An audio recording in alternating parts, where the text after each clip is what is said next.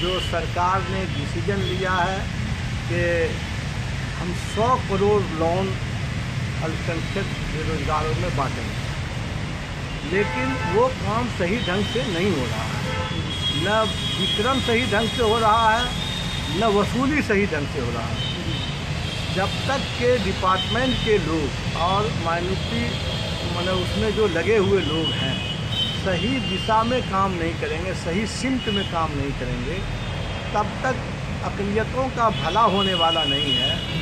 पहली बात तो महागठबंधन सरकार में जो बजट बना था 8-8.5 करोड़, उसको भी घटा करके 400 करोड़ पर ले आया गया और आधा कर दिया गया, वो भी खर्च नहीं हो रहा है। तो ये बहुत अफसोस की बात है। और ये विभाग वैसे ही हो गया बिहार में जैसे बीजेपी की सरकार जिन सूबों में है, जो वहाँ अल्पसंख्यक कल्याण विभाग नाम मात्र का रह गया है। लगता है कि यहाँ भी अब नाम मात्र का ही दिखावे के लिए ये विभाग रहेगा, इसके अंदर कोई काम नहीं हो रहा है।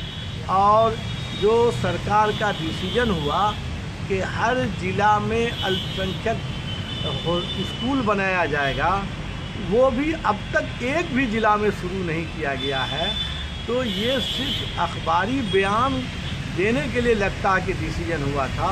इसलिए मैं हुकूमत से और ख़ास करके वज़ीर आला से, नीतीश जी से मांग करता हूँ आपके माध्यम से, आपके चैनल के माध्यम से, कि इस ओर ध्यान दिया जाए।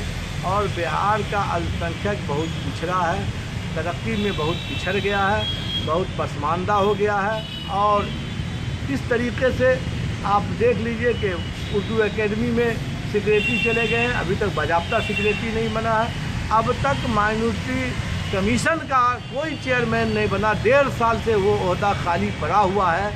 इससे पता चलता है कि ये जो एनडीए की हुकूमत है बनी है, उसकी नीयत कितनी साफ़ है कि कमीशन का चेयरमैन नहीं बन सका, उसकी कमेटी नहीं बन सकी।